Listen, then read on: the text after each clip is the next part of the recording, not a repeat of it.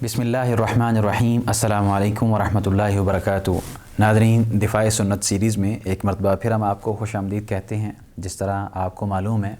कि इस सीरीज़ में हम मुनकरीन अहादीस के मुख्तलिफ़ एतराज़ात को शेख साहब से जानने की कोशिश करते हैं कि उनकी असल हकीकत क्या है, और जो वो एतराज़ पेश करते हैं, अशकाल पेश करते हैं, उसके जवाबात शेख साहब से लेते हैं। आज भी हस्ब रवायत हमारे साथ मौजूद हैं शेख फवाद बुटवी हाफ़िज़हुल्लाह ताला,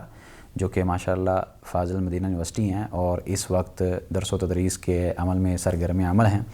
शेख साहब, कैसे मिजाज हैं आपके? अल्हम्दुलिल्लाह, अल्लाह का शुक्र है। आप कैसे हैं? अल्हम्दुलिल्लाह, अल्लाह का शुक्र। हय्याकल्लाह। नाज़रीन, आज हम शेख साहब से ये जानने की कोशिश करेंगे कि जो हज़रत इब्राहीम अलैहिस्सलाम ने बाकायदा 3 वाक़यात के अंदर जो उन्होंने खिलाफ़ वाक़े बातें की वो क्या हैं। इस बारे में हम शेख साहब से रहनुमाई लेंगे कि उनको ये ज़रूरत क्यों पेश आई थी और वो बातें हैं क्या।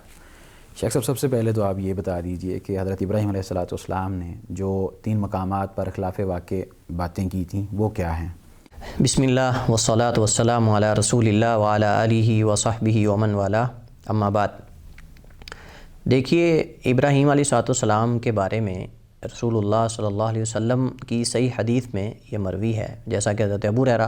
रज़ियल्लाहु ताला अन्हु रिवायत करते हैं। फरमाते हैं कि रसूलुल्लाह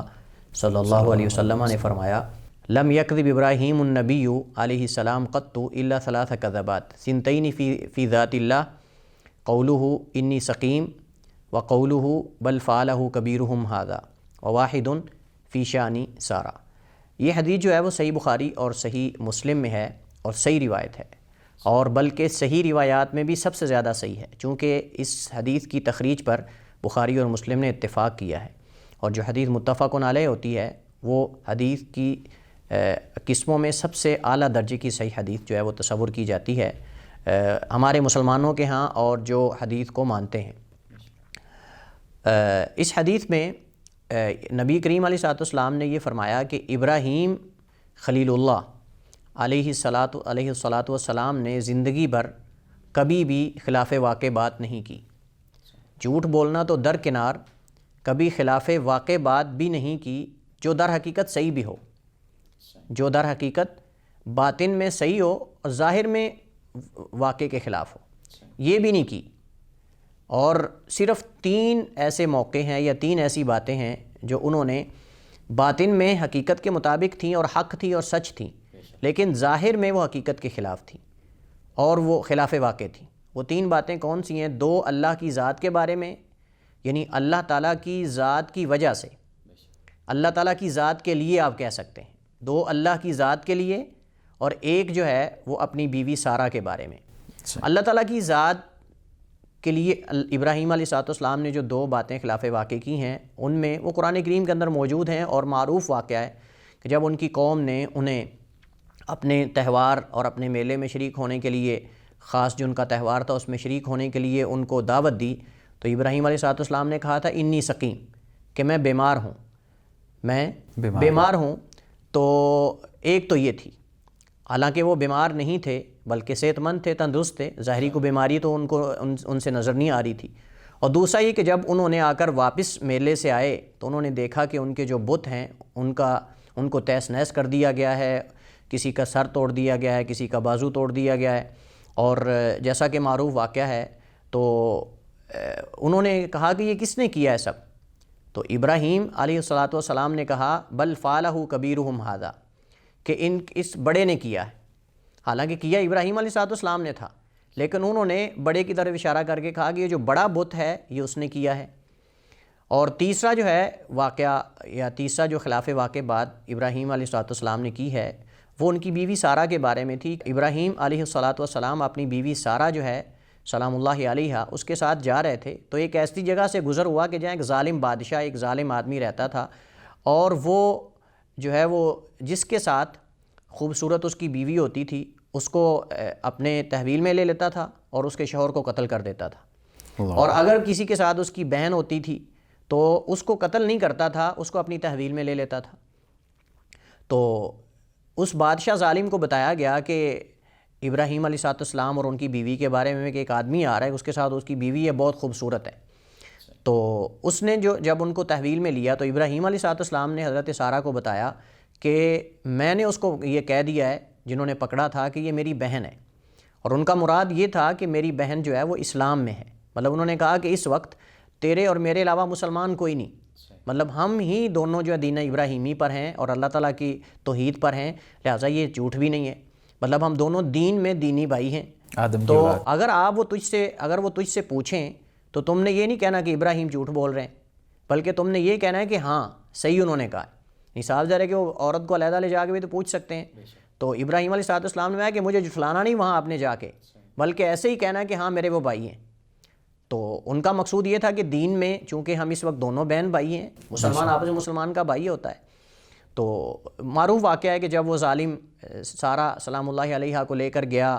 اور وہاں ان پر جو ہے وہ حملہ کرنے کی کوشش کی، ان کے ساتھ بدفعلی کرنے کی کوشش کی، جب ہاتھ بڑھاتا تھا تو اس کا ہاتھ جو ہے وہ شل ہو جاتا تھا اور آگے بڑھ نہیں پاتا تھا۔ 2-3 دفعہ اس سے پہلے سارہ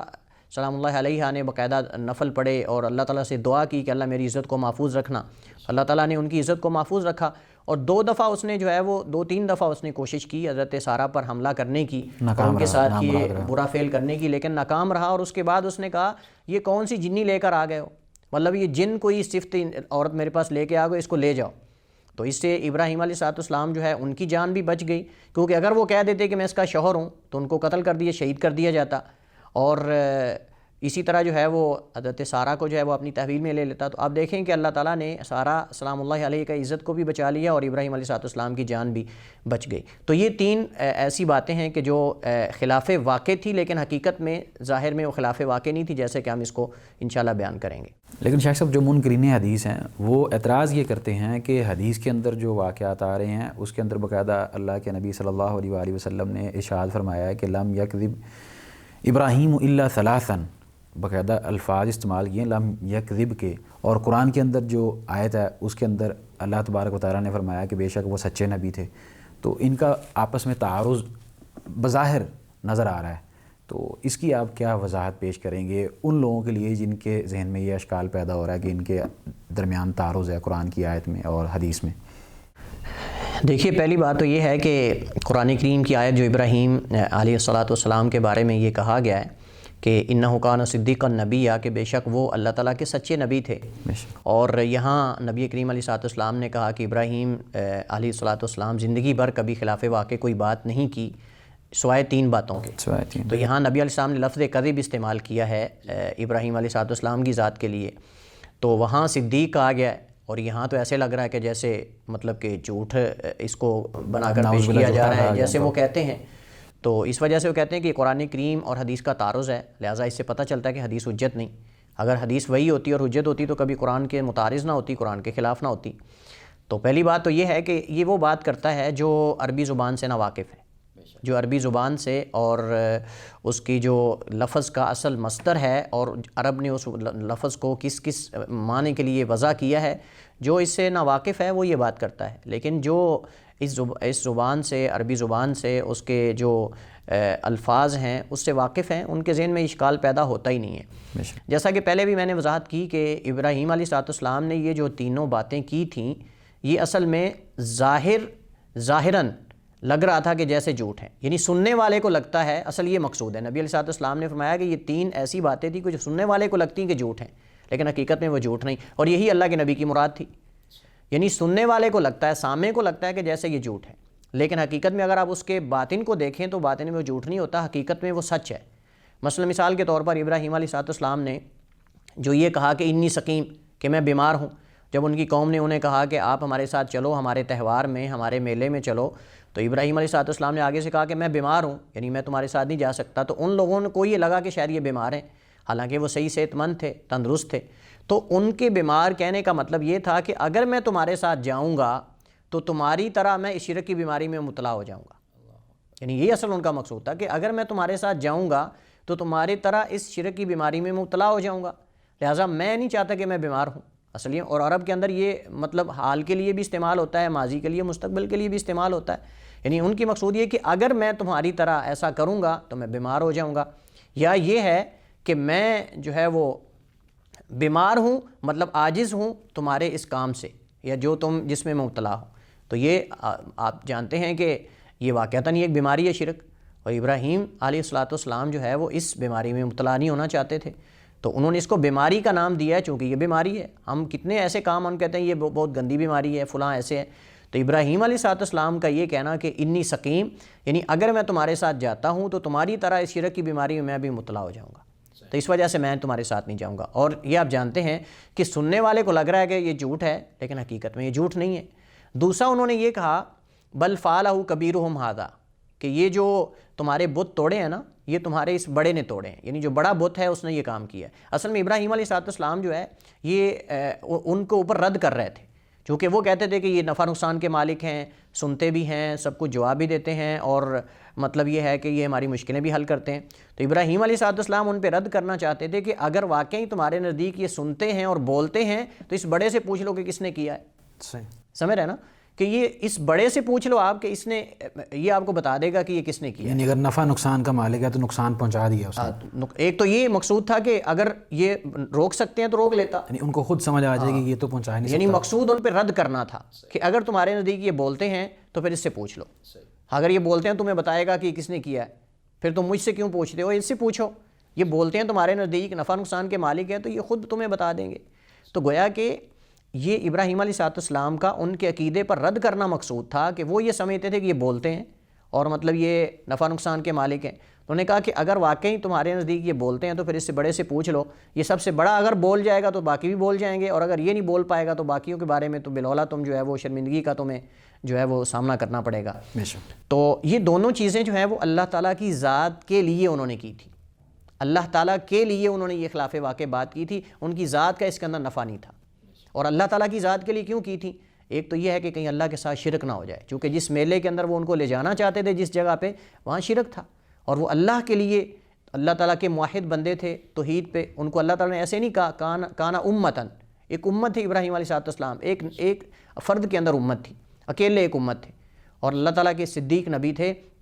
تو انہوں نے اس وجہ سے کہا اللہ کی ذات کے لیے کہ کہیں میں بھی اس شرک کے اندر مبتلا نہ ہو جاؤں۔ اور دوسرا یہ ہے کہ انہوں نے ان بتوں پہ رد کرتے ہوئے اللہ تعالیٰ کی وحدانیت کو ثابت کرتے ہوئے کہ نفع نقصان کا مالک صرف اللہ تعالیٰ کی ذات ہے، دوسروں کو بلانے والا نفع نقصان جو ہے وہ اللہ تعالیٰ کی طرف سے ہوتا ہے، اور خالق و مالک صرف وہ اللہ تعالیٰ کی ذات ہے، کوئی اور اس کے علاوہ جو ہے وہ نفع نقصان کا مالک نہیں ہے۔ تو یہ اللہ تعالیٰ کی ذات کے لیے تھا۔ اور جو حضرت سارہ کے بارے میں انہوں نے خلاف واقع بات کی وہ بھی جھوٹ پر مبنی نہیں تھی، چونکہ وہ ان کی دین اسلام کے اندر بہن ہی ہے، اور دوسری بات یہ ہے کہ یہ ان کی ذات سے متعلق ہے، اور ذات سے متعلق چیز تو عام انسان واضح جھوٹ بھی بول سکتا ہے اپنی جان بچانے کے لیے۔ مطلب اللہ تعالیٰ نے قرآن کریم کے اندر جو ہے کلمہ کفر کہنے کی اجازت دی ہے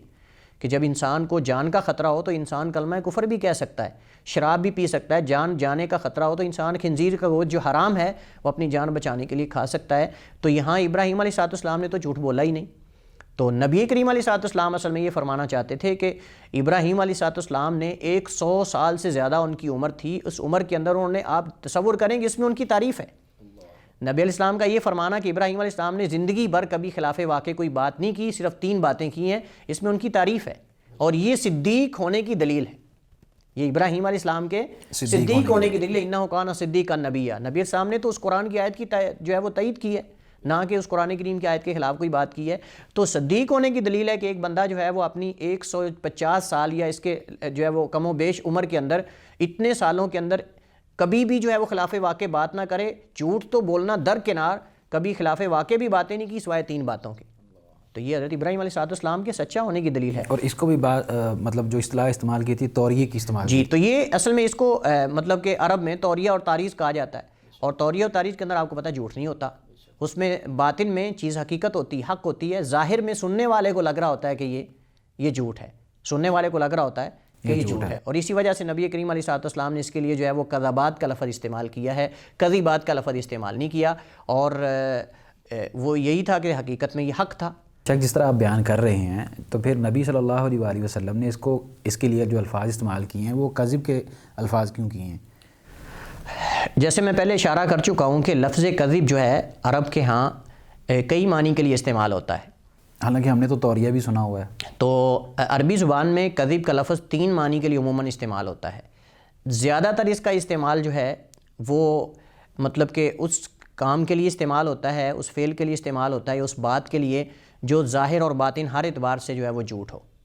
یعنی حقیقت سے ہٹی ہوئی ہو۔ لیکن بسا اوقات کذب کا اطلاق جو ہے اس چیز پر بھی ہوتا ہے، اس بات پر بھی ہوتا ہے جو مطلب ظاہر ہمیں لگ رہا ہو کہ جیسے جھوٹ ہے لیکن حقیقت میں وہ جھوٹ نہ ہو، جو خلاف واقع آپ کہہ سکتے ہیں لیکن حقیقت کے خلاف نہ ہو. جیسے یہاں ابراہیم علیہ السلام نے کیا کہ وہ میری بہن ہے، مطلب اسلام کے اندر بہن ہے، اور اس طرح انی سکیم والا جو انہوں نے قول کہا تھا، تو یہ بھی اطلاق عرب کے ہاں کذب پہ ہوتا ہے. اور اسی طرح ایک اور اطلاق ہے، وہ یہ ہے غلطی کے معنی میں بھی ہوتا ہے. اور بعض صحابہ نے بعض صحابہ کے بارے میں لفظ استعمال کیا ہے اخطا فلان،